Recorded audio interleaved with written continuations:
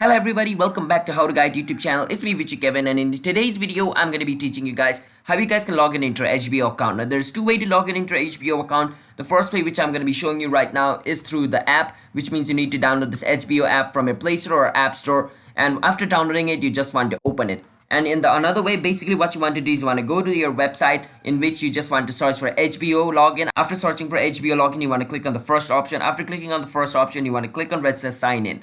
And after you click on sign in, it's going to bring you to this page. And once you're in this page, basically what you want to do is, now before moving forward from over here, I want you guys to hit that like and subscribe to our YouTube channel with notification on, so you guys can get notified for our future video. And if you guys have any question, you can ask us in the comment, and let's get right into the video. Once you're in this page, you want to enter the email address, that's your HBO account, and password of your HBO account. After entering them, you want to click on sign in. Now let's say you are not able to sign in by entering your email and password. Basically that means either your email or your password is incorrect, so make sure to double check them if they are correct or not, and make sure to enter the correct one and click on sign in, and you should be able to log in into your HBO account.